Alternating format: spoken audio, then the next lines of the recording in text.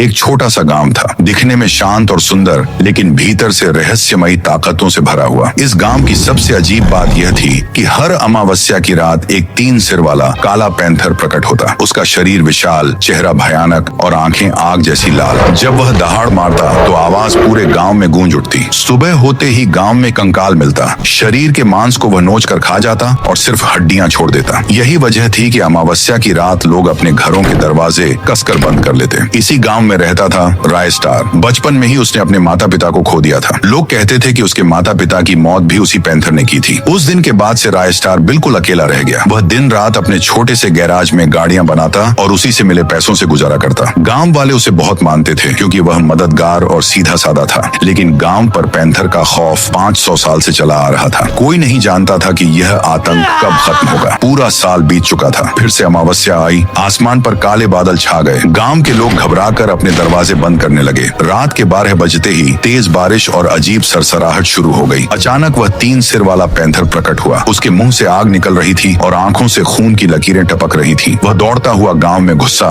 और एक एक कर घरों के दरवाजे तोड़ने लगा। जैसे ही किसी पर हाथ रखता वह व्यक्ति वहीं मर जाता। उसके मुंह से निकली आग लाश को जला देती और बस कंकाल बचता। पूरी रात गांव उसकी दहाड़ और लोगों की चीखों से गूंजता रहा। इसी रात राय स्टार देर से गांव लौट रहा था। रास्ते में उसने अचानक उस पैंथर को देखा। पैंथर धीरे धीरे उसकी ओर बढ़ रहा था। राय स्टार कांप उठा और रोते हुए बोला, प्लीज मुझे छोड़ दो, मैंने तुम्हारा क्या बिगाड़ा है। लेकिन पैंथर ने उसकी एक न सुनी। उसने दहाड़ मारी और राय स्टार को जलाकर राख कर दिया। अगली सुबह गांव में फैला कंकालों का ढेर देखकर लोग दहशत में आ गए। उनमें से एक कंकाल राय स्टार का भी था। लोग कहने लगे, अब इस गांव पर पैंथर का ही राज रहेगा। इसी बीच गांव में एक साधु बाबा पहुंचे। उन्होंने मंत्र पढ़ना शुरू किया। अचानक हवा कांप उठी और जमीन हिलने लगी। तभी गांव में पड़े कंकाल एक एक कर शरीर धारण करने लगे। मरे हुए लोग दोबारा जीवित हो गए। राय स्टार भी आंखें खोलकर उठ खड़ा हुआ। साधु ने कहा, बेटा, यह पैंथर असल में शेरू सिंह था। सालों पहले जब मैं तपस्या कर रहा था वह मेरे पास आकर मजाक उड़ाने लगा। उसकी आवाज ने मेरी साधना तोड़ दी। गुस्से में आकर मैंने उसे श्राप दिया। तभी वह यह 3 सिर वाला पैंथर बन गया। अब वह अमर है और हर अमावस्या की रात खून का प्यासा होकर लौटता है। साधु ने अपनी शक्तियों से पैंथर को बुलाया और लोहे की जंजीरों से बांध दिया। गांव के लोग खुशी से झूम उठे, लेकिन यह खुशी ज्यादा देर नहीं टिक सकी। पैंथर ने जोरदार दहाड़ मारी। उसकी तीनों गर्दनें एक साथ हिली और जंजीरें छटकने लगी। साधु ने मंत्र पढ़ना तेज किया, लेकिन पैंथर की ताकत कहीं ज्यादा थी। उसने पल भर में जंजीरें तोड़ दिया। अब वह और भी ज्यादा डरावना लग रहा था। उसकी आंखों से लाल आग की लपटें निकल रही थीं और दहाड़ से पूरा गांव कांप उठा। साधु हांफते हुए बोले, अब इसको हराना आसान नहीं, इसके लिए बलिदान देना होगा। राय स्टार ने कहा, अगर गांव बचाने के लिए मेरी जान चाहिए तो मैं तैयार हूँ। पैंथर उसकी ओर बढ़ रहा था।